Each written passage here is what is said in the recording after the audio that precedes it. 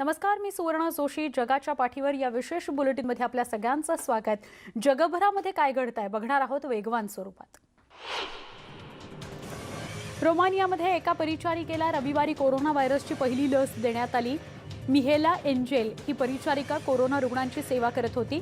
देशातील पहिली व्यक्ती असल्यानं हा तिच्यासाठी भावनिक क्षण होता.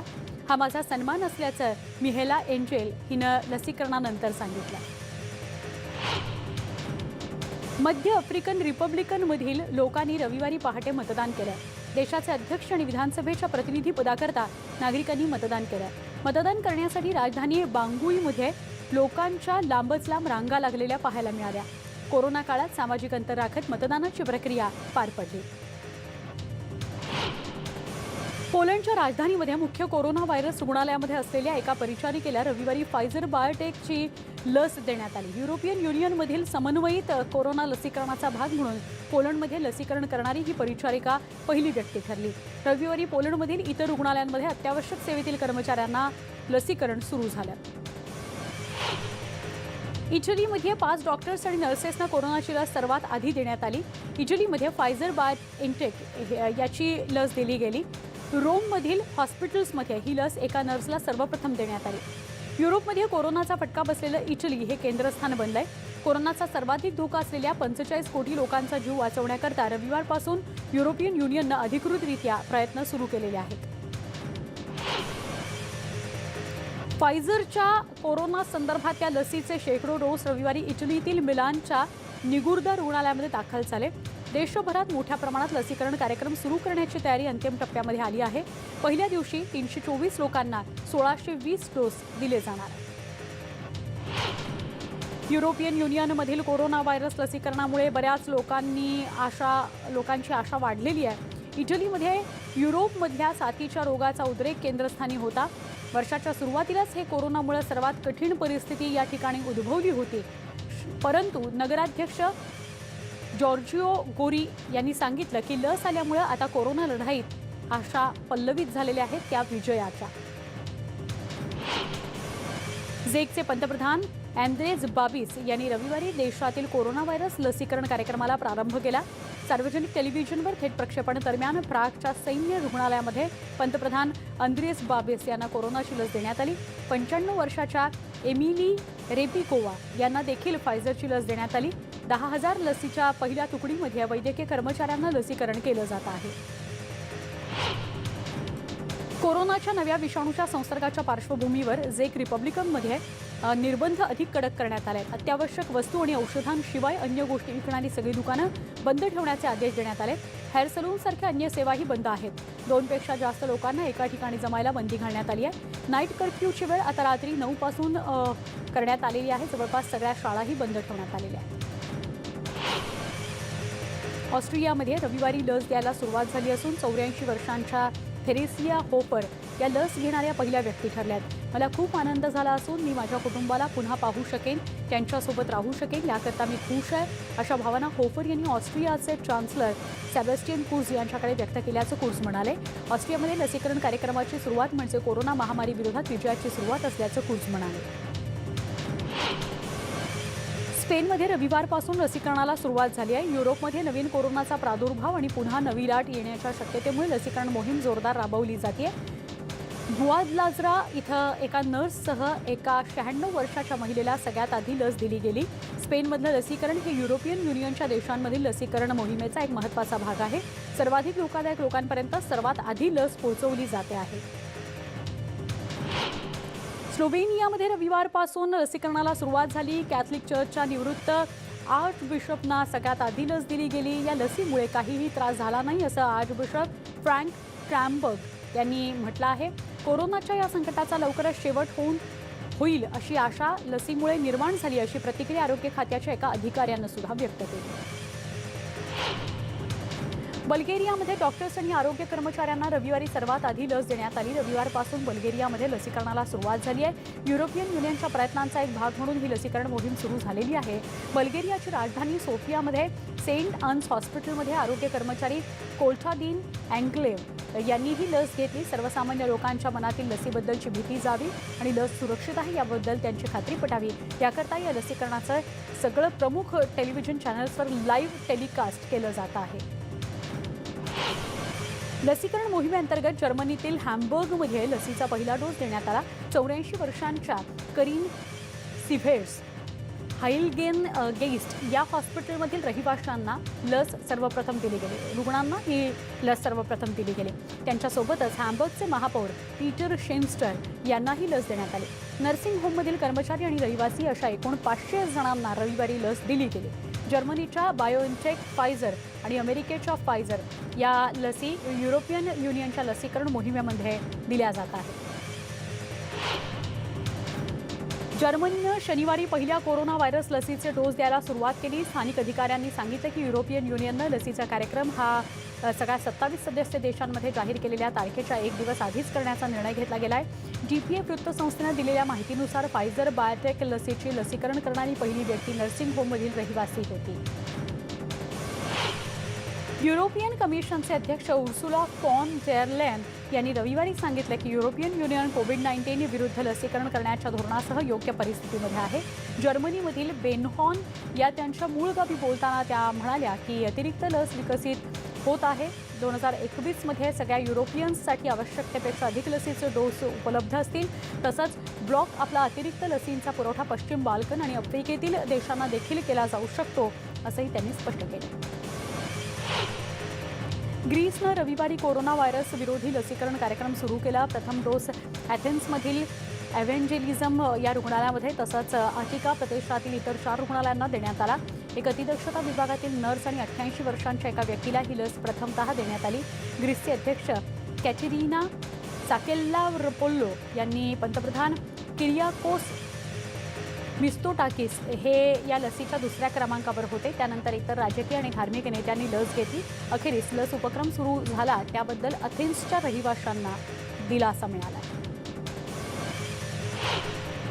पॅरिसमधील रुग्णालयातील मॉरिशेट नावाची एक महिला आणि हृदयरोग तज्ज्ञ हे रविवारी कोरोना विरोधी लस प्राप्त करणारे फ्रान्समध्ये पहिले नागरिक होते.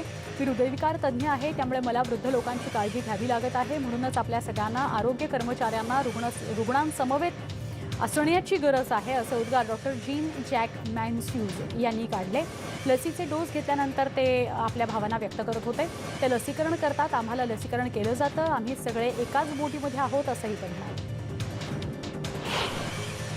बेल्जियममध्ये एक सांताक्लॉज सुपर स्प्रेडर ठरला आहे. या सांताक्लॉजनं एका होम केअरला भेट दिली होती. होम केअरला भेट दिल्यानंतरच्या 3 दिवसांनंतर त्याला कोरोनाची लागण झाल्याचं स्पष्ट झालं आहे. बेल्जियममधील एंटवर्पमधील एका केअर होमला या सांताक्लॉजनं 2 आठवड्यांपूर्वी भेट दिली होती. त्यानंतरच्या काही दिवसांमध्येच होम केअरमधील अनेक जण आजारी पडू लागले. सगळ्यांची कोरोना टेस्ट केली असता होम केअर कर्मचाऱ्यांचा 157 जणांना कोरोनाची लागण झाल्याचं आढळून आलं. होम केअरमधील 18 जणांचा कोरोनानं मृत्यू झाला असल्याची माहिती डेली मेलनं दिली आहे. त्यापैकी 5 जणांचा मृत्यू 24 आणि 25 डिसेंबर रोजी झाला. जपान सरकारनं शनिवारी घोषणा केली की ब्रिटनहून आलेल्या नवीन कोरोना प्रकाराची ओळख पटल्यानंतर ते जानेवारी अखेरपर्यंत जपानी नसलेल्या नागरिकांच्या नवीन नोंदी जाहीर करतील. या नोंदीनुसार जपानमध्ये प्रवेश करण्यासाठी नव्यानं व्हिसासाठी अर्ज करणाऱ्या परदेशी लोकांचा त्यात समावेश असेल. तर जपानमध्ये राहणाऱ्या जपानी नागरिकांना आणि परदेशी नागरिकांना त्यांच्या देशात परत जाण्याची परवानगी दिली जाईल.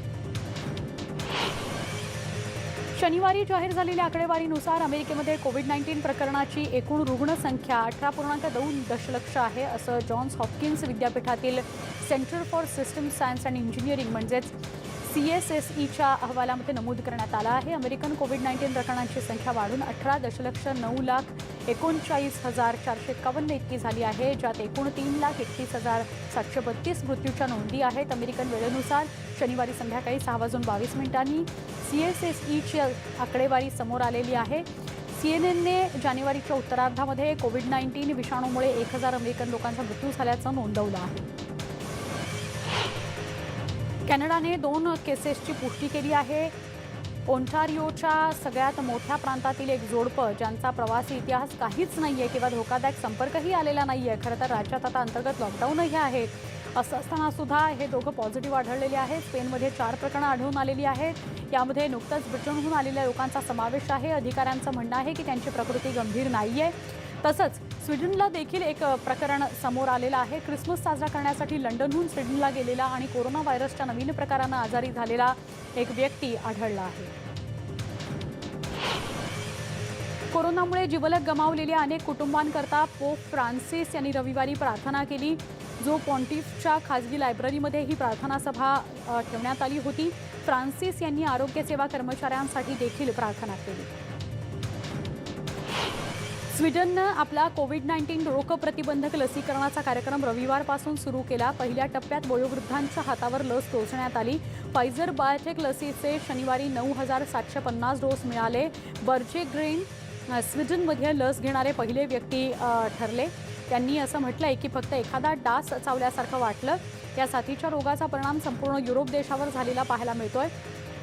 स्कॅन्डिनेव्हियन या देशामध्ये लॉकडाऊन परिस्थितीमध्ये किंवा व्यवसाय बंद झालेला नाही, त्याऐवजी संसर्ग नियंत्रित करण्याकरता नागरिकांच्या नागरी कर्तव्याची जाणीव वारंवार करून दिली जाते आहे. सायप्रसने आपल्या कोविड-19 लसीकरणाच्या कार्यक्रमाची सुरुवात केली. रविवारी राजधानी निकोसिया इथल्या नर्सिंग होममध्ये वृद्ध रहिवाशांना लस देण्यात आली. हा युरोपियन युनियन देशांपैकी एक देश आहे ज्याने ब्लॉकच्या जवळपास 450 दशलक्ष लोकांपैकी सगळ्यात सुरक्षित व्यक्तींना कोविड-19 विरोधी लस देण्याच्या समन्वित प्रयत्नांना सुरुवात केली. असुरक्षित व्यक्तींना खरं तर आधी ही लस दिली जाते आहे. निकोसिया रिटायरमेंट होममधील आंद्रेस राऊना यांनी सांगितलं की देशातील कित्येक व्यक्तींना लसीकरण करायला हवं आहे जेणेकरून आपण कोरोना व्हायरसच नष्ट करू शकू. कोरोनाच्या दुसऱ्या लाटेच्या पार्श्वभूमीवर ख्रिसमस आणि न्यू इयरच्या काळामध्ये निश्चित केलेल्या निर्बंधानुसार अंमलबजावणी सुरू झाली. पूर्व आणि दक्षिण इंग्लंडच्या भागामध्ये शनिवारपासून टायर 4 प्रकारचे निर्बंध लागू करण्यात आले. या भागात नवीन कोरोनाचा नवा स्ट्रेन आढळून आलेला आहे. सक्सेस, ऑक्सफोर्डशायर, सल्फोल्क, नॉर्फोक आणि केम्ब्रिजशायर यासारख्या क्षेत्रातले अत्यावश्यक नसलेले व्यवसाय बंद करण्यात आलेले आहेत. टायर 4च्या निर्बंधांनुसार या भागात किराणा दुकानं सुरू राहतील, इतर अत्यावश्यक सेवा सुरू राहतील, अन्यथा लोकांनी घरीच राहायचं आहे. दरम्यान पोर्तुगालमध्ये रविवारी सर्वप्रथम 5 रुग्णालयांमध्ये आरोग्य अधिकारी आणि कर्मचाऱ्यांना लस देण्यात आली. युरोपियन युनियनच्या अनेक देशांमध्ये लसीकरणाला सुरुवात झालेली आहे. त्यापैकीच एक पोर्तुगाल जिथे लस द्यायला सुरुवात झाली. या रुग्णालयामध्ये असेही काही डॉक्टर्स होते जे लिस्बनमध्ये असलेल्या देशातल्या सगळ्यात मोठ्या रुग्णालयात सेवा देत आहेत. बोगद्याचा शेवट आलाय, प्रकाश दिसू लागलाय, कोरोनाला हरवण्यासाठी हे पहिलं पाऊल आहे, अशा सगळ्या भावना कोविड विभागाची जबाबदारी सांभाळणाऱ्या डॉक्टर सँड्रा ब्रास यांनी लस घेतल्यानंतर व्यक्त केल्या. दरम्यान पोर्तुगालच्या उत्तर भागातल्या पोर्तो शहरामध्ये साओ जो या रुग्णालयातल्या व्यक्तीला पहिली लस टोचण्यात आली. ट्युनिशियामध्ये रात्रीचा कर्फ्यू 12 जानेवारी 2021 पर्यंत वाढवण्यात आला आहे. कोरोनाचा वाढता प्रादुर्भाव पाहता या कर्फ्यूमध्ये वाढ करण्यात आल्याचं आरोग्यमंत्र्यांनी सांगितलंय. तसंच नववर्षाच्या स्वागतासाठी सार्वजनिक ठिकाणी एकत्र जमण्यावरही बंदी घालण्यात आलेली आहे. देशाच्या पंतप्रधानांशी चर्चा झाल्यानंतर वैज्ञानिक समितीनं सगळे आरोग्यविषयकचे नियम कायम ठेवण्याचं ठरवलं आहे. ऑस्ट्रेलिया, दक्षिण आफ्रिका आणि ब्रिटनमधून येणारी विमानं काही काळासाठी स्थगित करण्यात आली आहेत.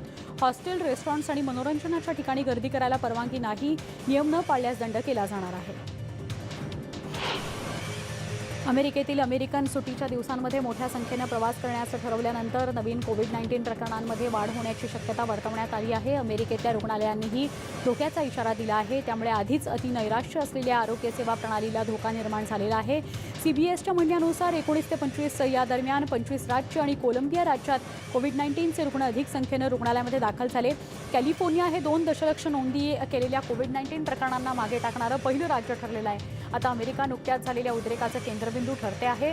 देशातील साथीच्या आजाराचा सर्वाधिक फटका तिथं बसलाय. थँक्सगिव्हिंग नंतर कॅलिफोर्नियाच्या राज्यपालांनी रहिवाशांना आठवड्यातच वाढीच्या रुग्णांचा इशारा दिला होता. इस्रायलनं रविवारी कोरोना व्हायरसच्या 3ऱ्या टप्प्यातील लॉकडाऊनमध्ये प्रवेश केलेला आहे. कोरोना संक्रमणाच्या वाढीमुळे अनेक अर्थव्यवस्था पुन्हा एकदा बंद पडलेल्या आहेत किंवा ठप्प झालेल्या आहेत. 2 आठवड्यांच्या लॉकडाऊनमध्ये बहुतेक अनावश्यक व्यवसाय बंद करणं, मेळाव्यांवरील मर्यादा, नागरिकांचं घरातून बाहेर पडणं तसंच सार्वजनिक वाहतुकीचे प्रमाण कमी होणं यांचा यात समावेश आहे. दरम्यान शाळा आणि बालवाडी खुली राहतील. इस्रायलमध्ये मार्चपासून कोरोना व्हायरसच्या 4,03,000हून अधिक पॉझिटिव्ह रुग्णांची नोंद झालेली आहे, तर 3,222 मृत्यूंची नोंद झालेली आहे.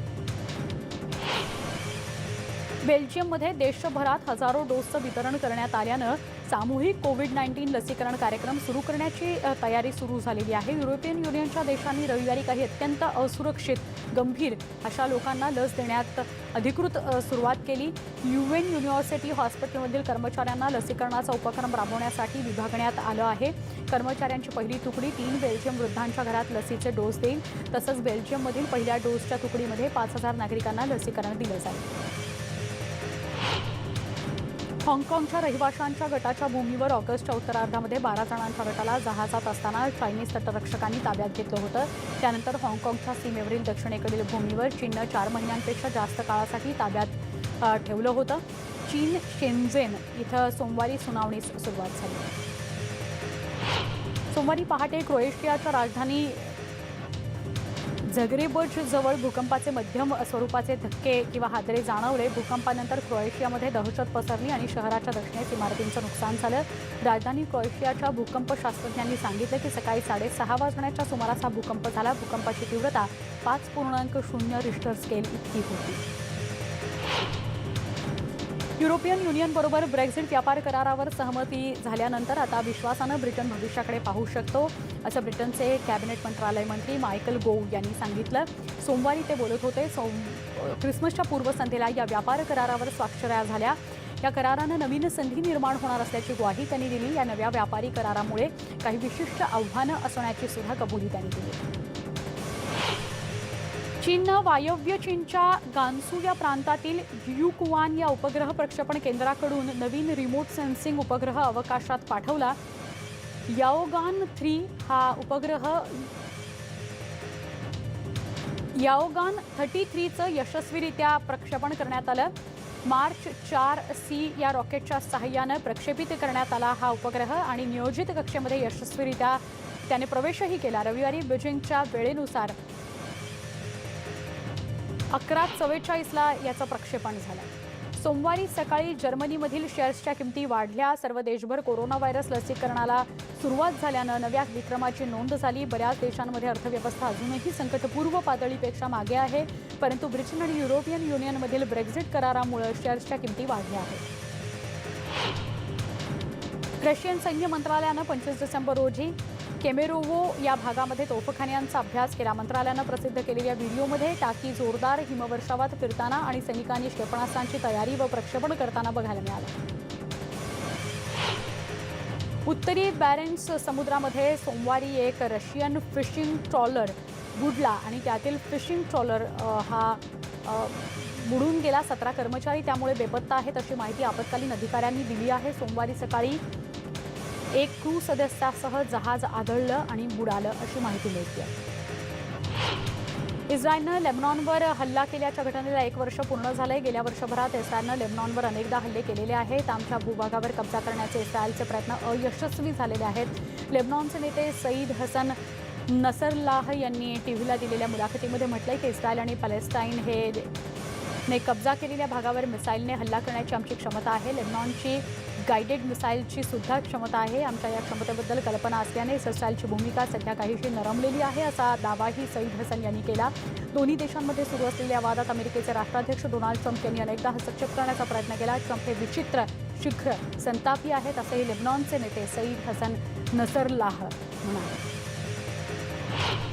बेला चक्रीवादळामुळे इंग्लंडमध्ये जोरदार पाऊस पडला. अनेक ठिकाणी पूरपरिस्थिती निर्माण झाली. ख्रिसमसच्या दिवशीही अनेकांच्या घरात पाणी भरलं.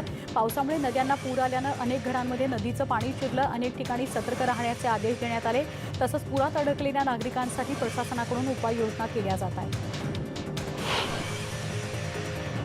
बेला वादळाचा बेडफोर्डशायरमधील नागरिकांना मोठा फटका बसला. वादळामुळे झालेल्या मुसळधार पावसानं अनेक ठिकाणी पुराचं पाणी शिरलं. तसंच ग्रेट हाऊस नदी ही धोक्याची पातळी ओलांडू शकते असा इशारा स्थानिक अधिकाऱ्यानं दिला. या पुराच्या पाण्याखाली रस्ते, उद्यान आणि घरंही गेली आहेत. त्याचबरोबर या ठिकाणी रविवारीही वादळासह मुसळधार पाऊस पडू शकतो असा अंदाज हवामान खात्यानं वर्तवला.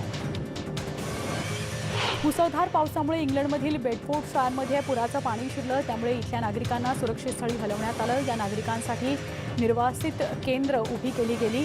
औस नदीला आलेल्या पुरामुळे सुमारे 1300 घरं रिकामी करण्यात आली, म्हणजे खाली करण्यात आली. तर वारं ताशी 70 किलोमीटर वेगानं वाहत होतं, असा अंदाज हवामान खात्यानं वर्तवला आहे. सेंट्रल आफ्रिकन पब्लिकमध्ये हजारो मतदारांनी राष्ट्रपती आणि विधानसभेच्या निवडणुकांसाठी मतदान केलं. निवडणुकांच्या पार्श्वभूमीवर देशात तणावाचं वातावरण होतं. त्यामुळे विरोधकांनी निवडणूक पुढे ढकलण्याचं आवाहन केलं होतं. मात्र कोर्टानं निवडणूक ठरलेल्या दिवशीच घेण्याचे आदेश दिले. बंडखोर आणि सरकारच्या नेत्यांमध्ये यावेळी जोरदार वाद झालेला पाहायला मिळाला. तुर्की आणि लिबियामध्ये सध्या तणावाचं वातावरण आहे. तुर्की सैन्याविरोधात काही कारवाई किंवा हल्ले झाल्यात लिबियातील पूर्वेकडील कमांडर खलिफा हिफ्तरच्या सगळ्या घटकांना जबाबदार धरलं जाईल, असा इशारा तुर्कीचे संरक्षण मंत्री हुलुसी आकर यांनी दिला. तुर्कीच्या पार्लमेंटने लिबियातील तुर्की सैन्याचा कालावधी 18 महिन्यांपर्यंत वाढवण्याचा निर्णय घेतल्यानंतर हुलुसी आकार यांनी लिबियातील ट्रायपोलीला भेट दिली. यावेळी त्यांनी लिबियातील खलिफा हिफ्तरच्या सगळ्या घटकांना इशारा दिला. तर या होत्या जगभरातल्या सगळ्या वेगवान घडामोडी. बुलेटिनमध्ये इथेच थांबतोय. पहा फक्त न्यूज 18 लोकमत.